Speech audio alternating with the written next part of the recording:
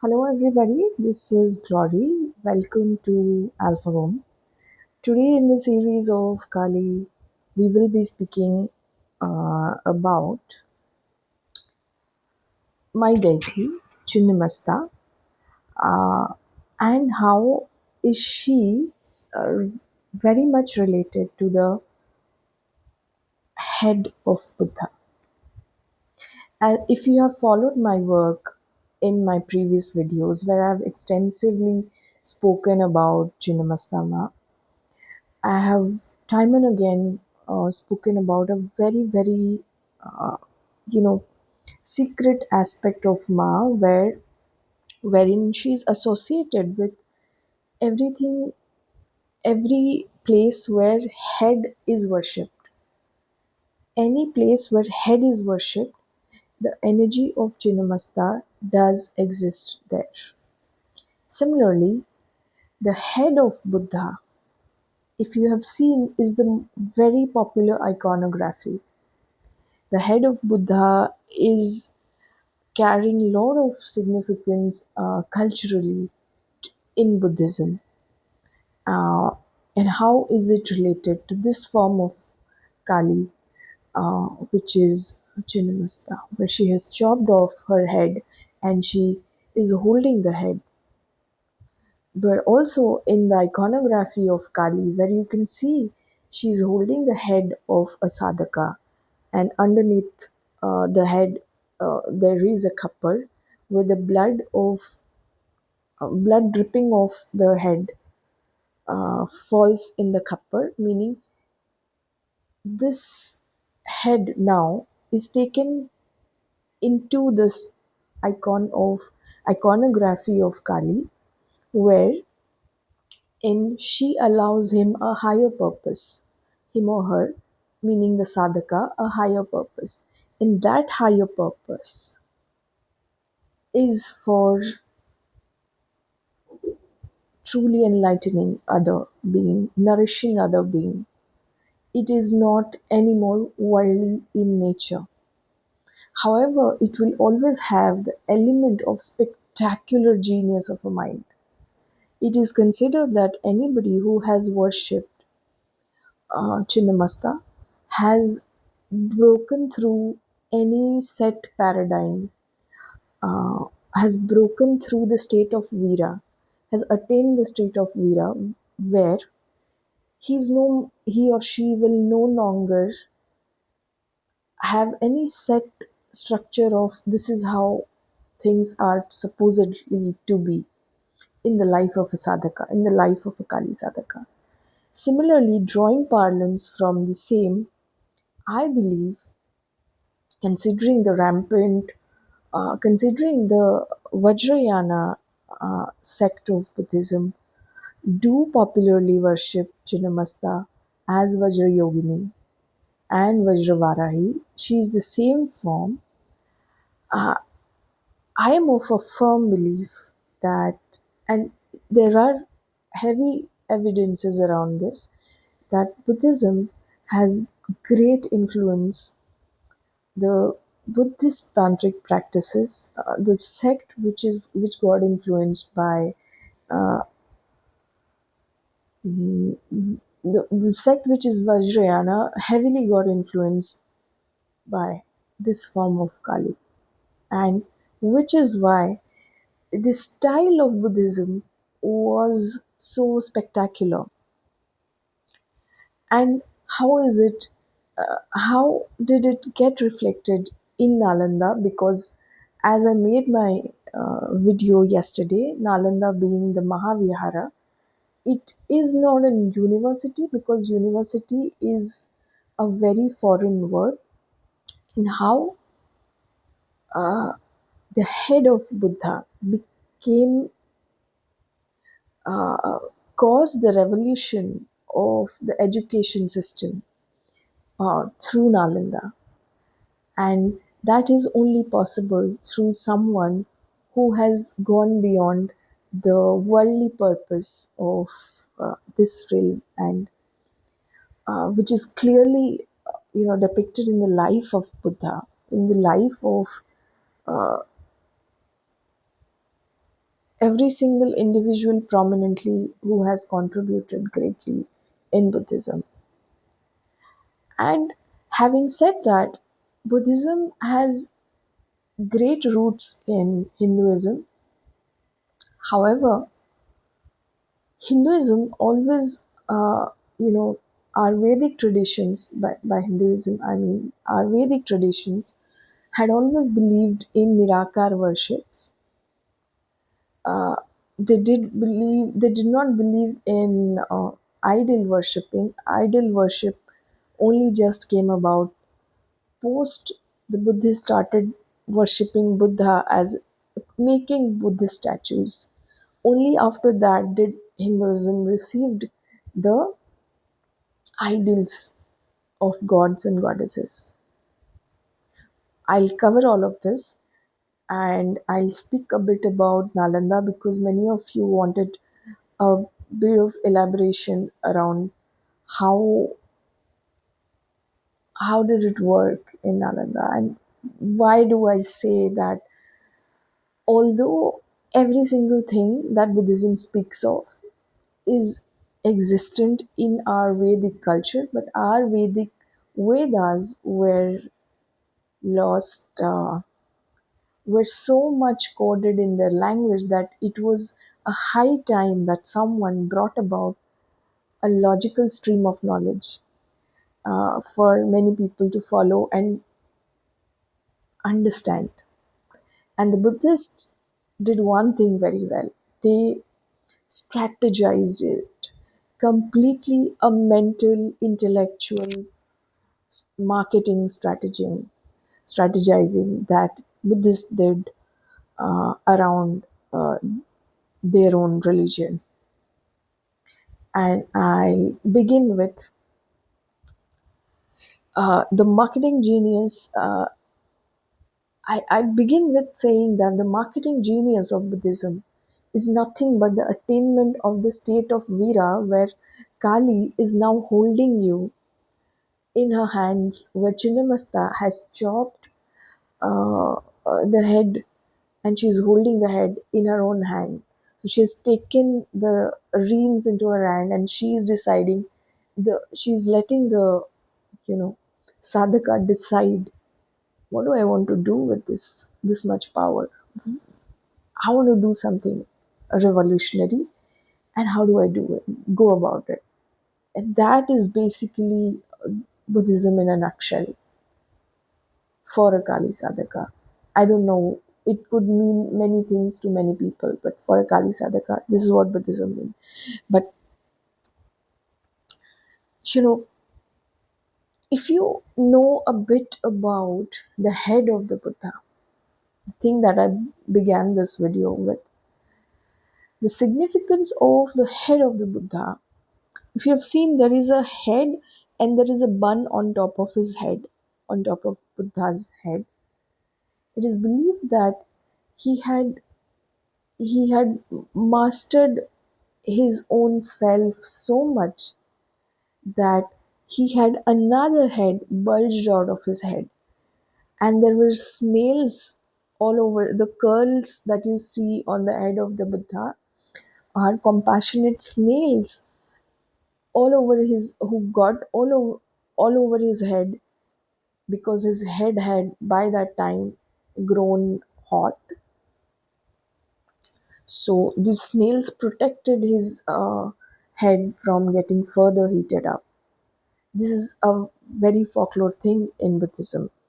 So again, the head symbolism is so much related to Chinnamasta. Anywhere there is an head worship, it is uh, it is bound to have her energy, which is self-sacrificing but also self-empowering.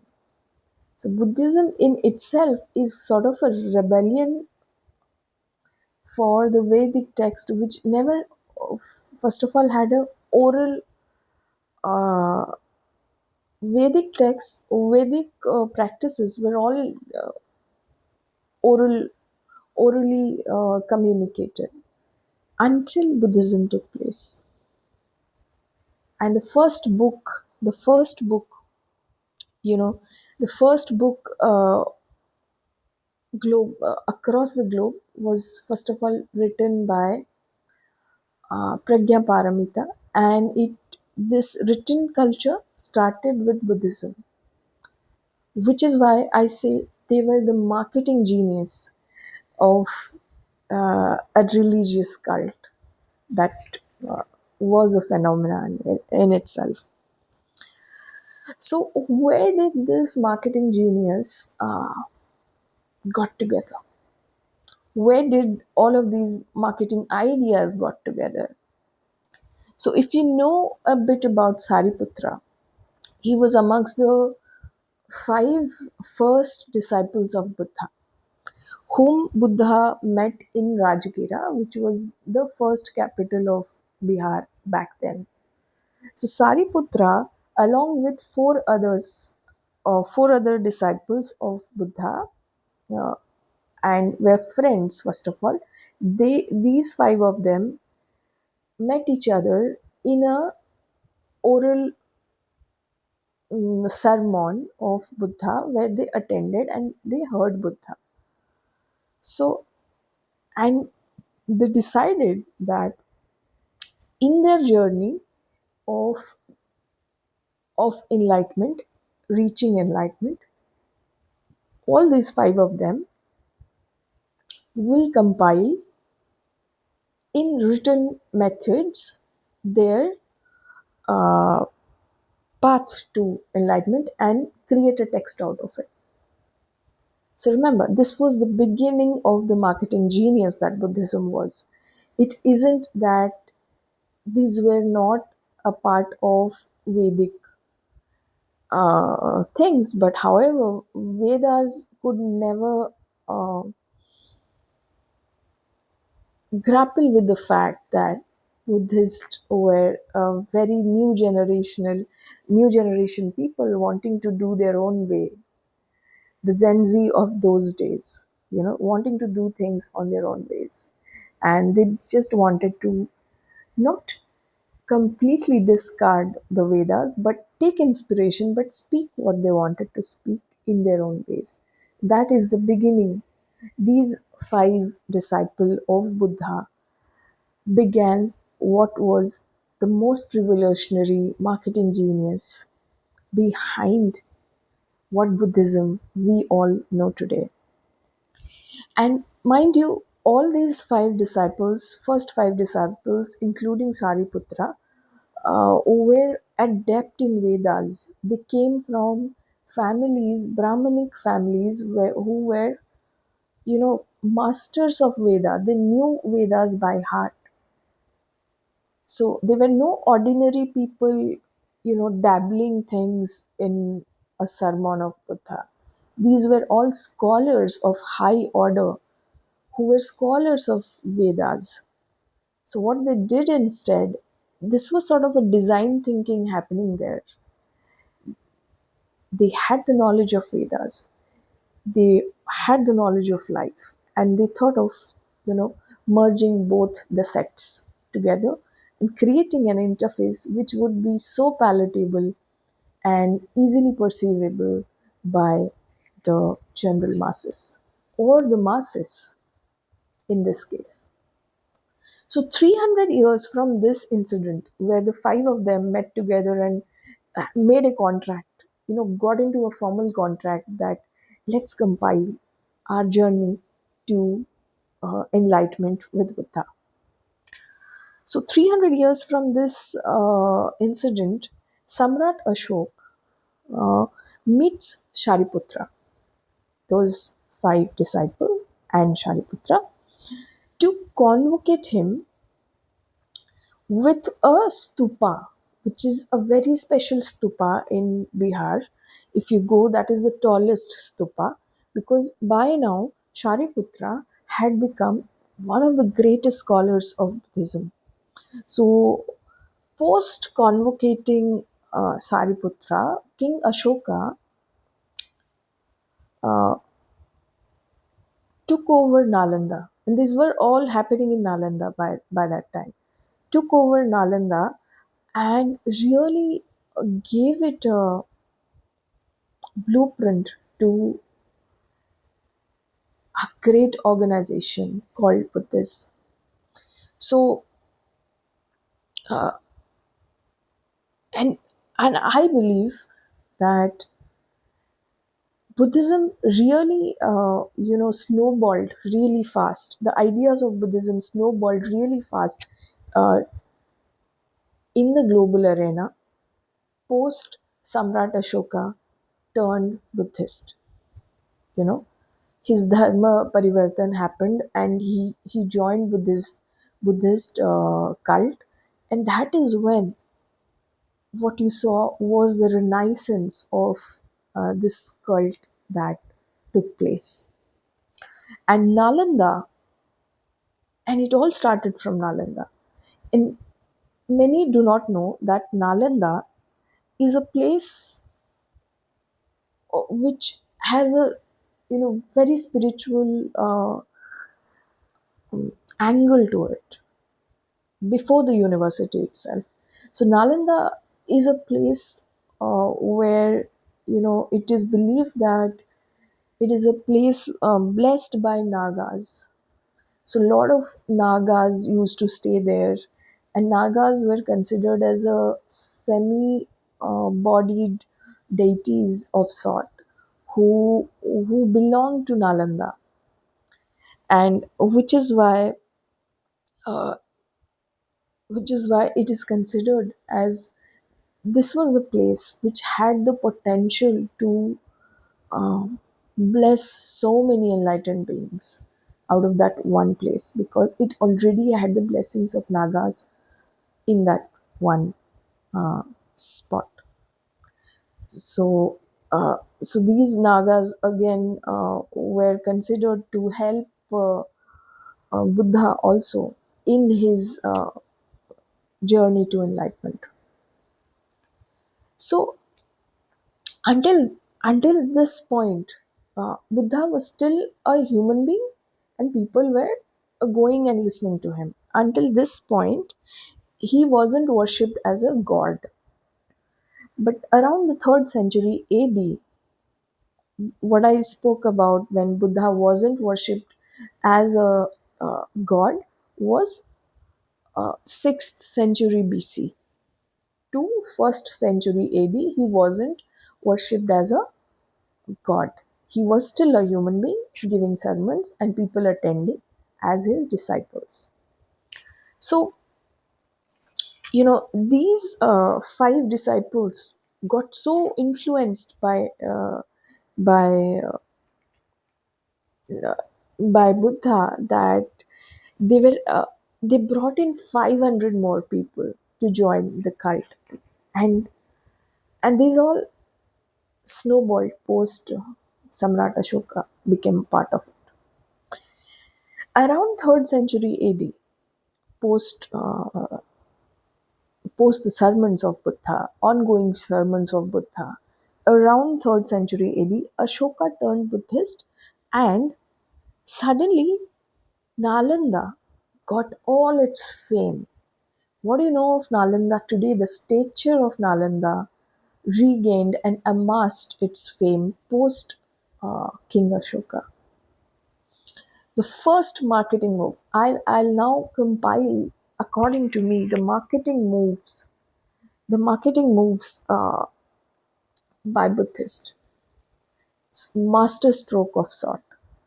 The first marketing move of Buddhism was going from oral traditions to compiling it in a book. This was the first revolutionary thing that the Buddhists did, which is why I always feel that our Vedas, the potential of our Vedas, is still hidden. It is it is uh, it isn't that Buddhism has any different perspective. It was just that they were great marketers who tapped into the pulse of the then. You know, so the first move was to go from oral tradition to make a switch from the oral traditions to uh, the book culture. And this happened in the first century BC at Rajgira. They started compiling everything that Buddha was speaking. They started compiling, and it only then later got printed, uh, written by Pragya Paramita, and got printed around much later, around 8th century BC. So the second move of marketing genius that Buddhism applied into their cult, religious cult, was they ensured that these books that they were compiling and writing had to be worshipped as a god itself in their homes of the disciples of Buddha. Another master move. So something you worship is considered sacred. You'll read it. And as you read it, you'll absorb the wisdom around it. And this became the most unforgettable move. The third move was the prayer wheels. That if you go to Tibet and any Buddhist spot, there are these huge prayer, what do you call, prayer wheels, which once you move, it just rotates. So inside those prayer wheels were invented by monks so that the ones who could not read and write did not felt left out, because it was believed that inside those uh, prayer wheels they had hidden words that Pragya Paramita wrote, and so people who couldn't speak and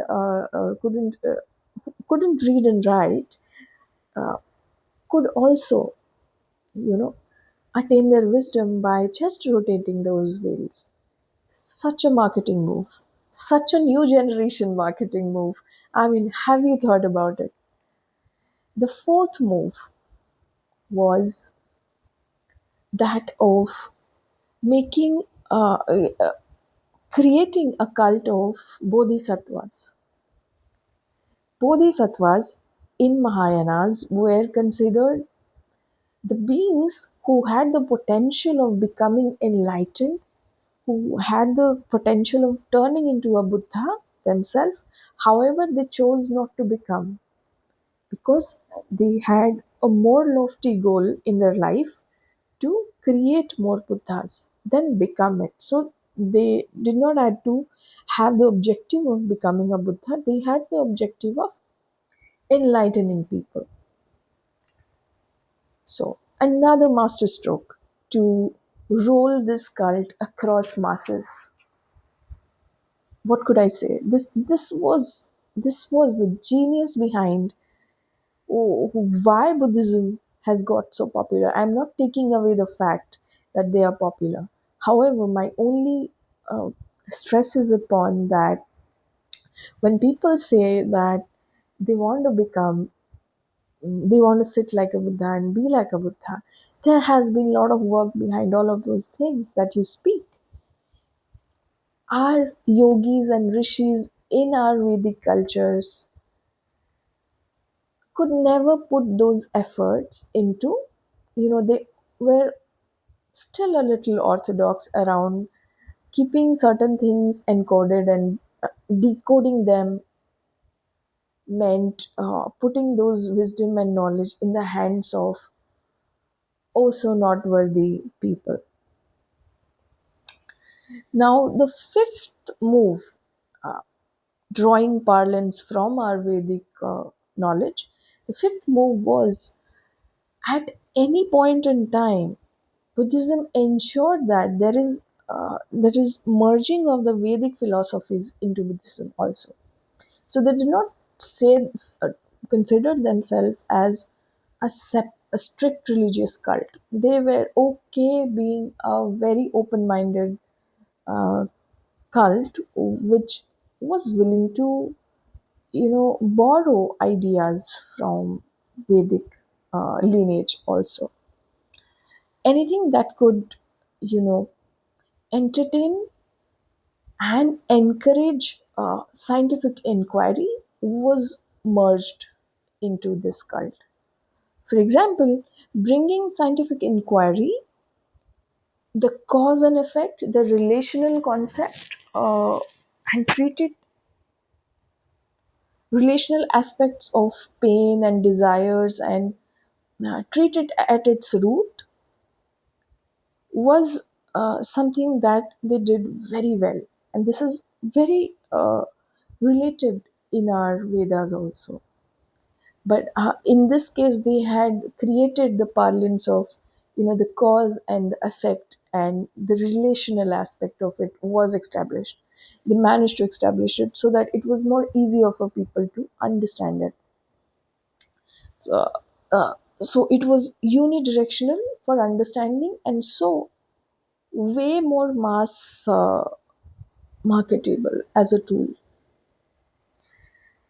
The sixth move is where they convinced Hinduism to get into idol worshipping also. It is not just that the Vedic culture had a huge influence on Buddhism, but they also, in their own ways, influenced us, because the statues of Buddha deities, are older than Indian gods, the statues of Indian gods, and this you can starkly notice if you visit the National Museum ever.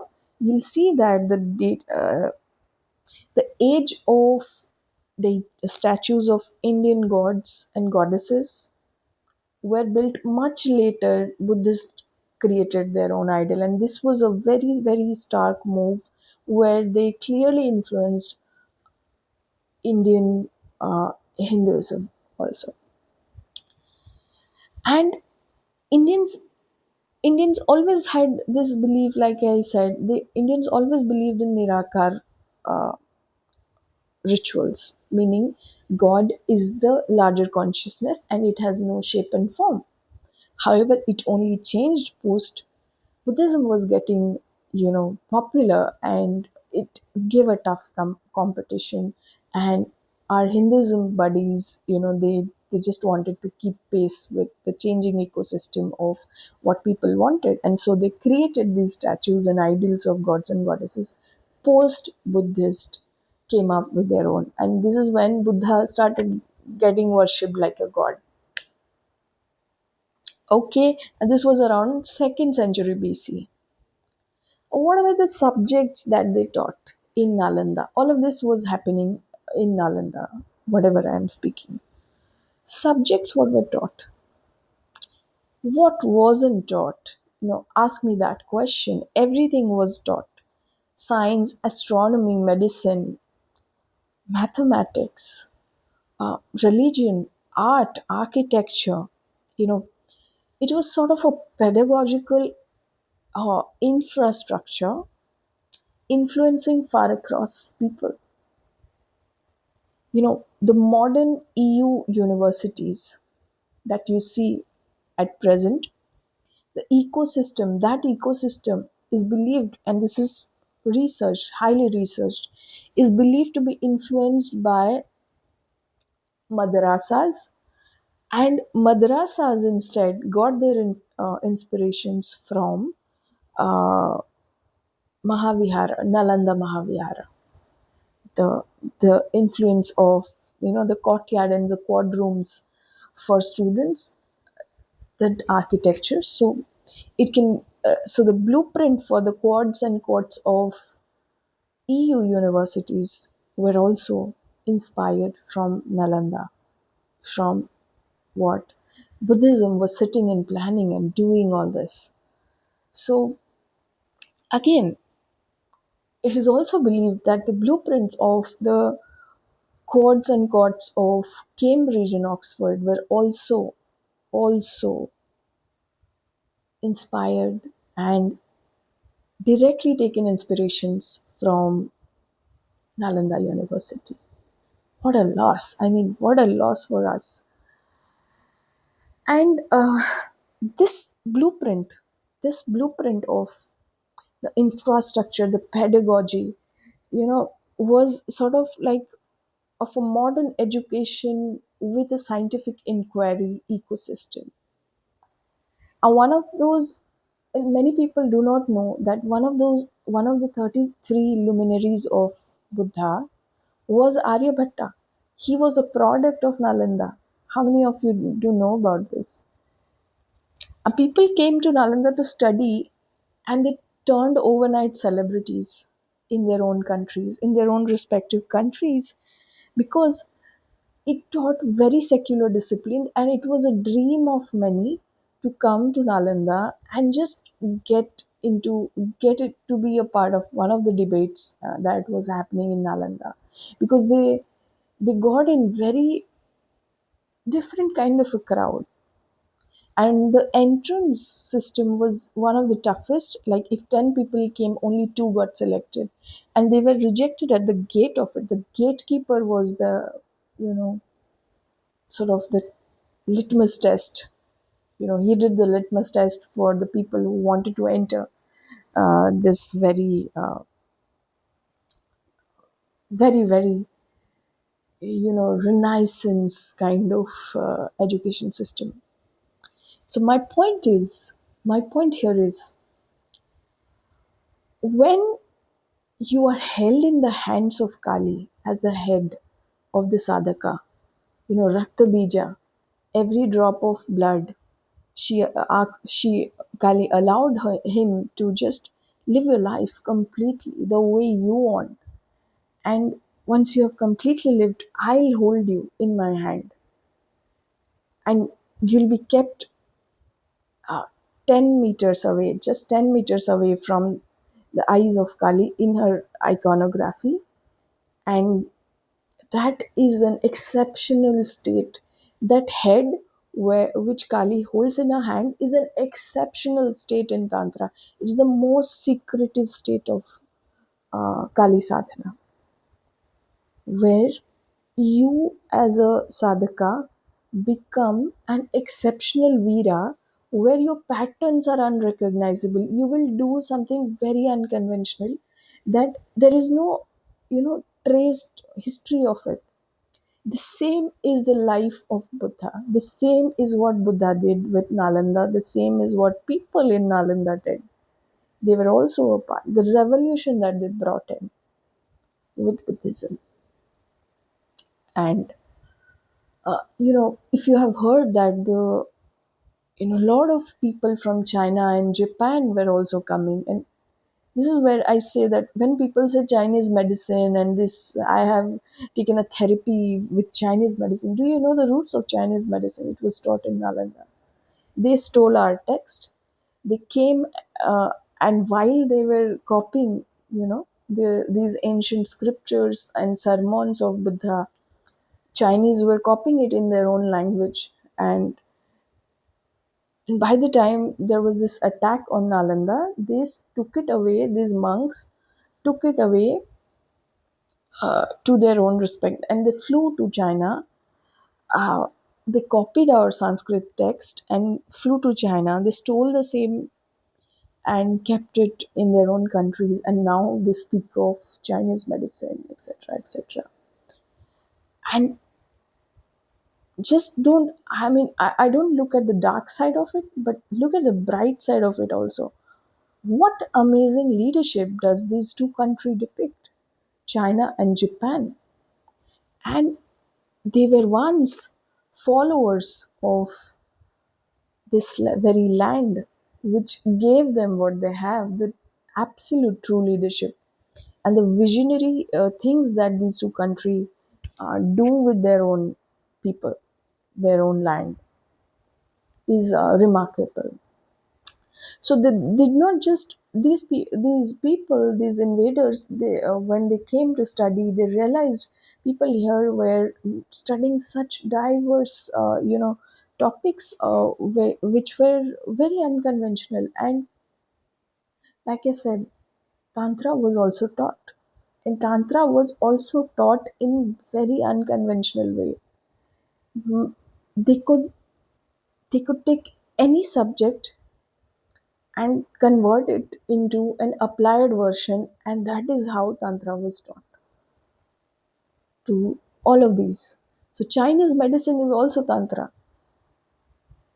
A lot of you do not know that. But Chinese medicine is also Tantra, which has its root in India and which has its root in Nalanda itself.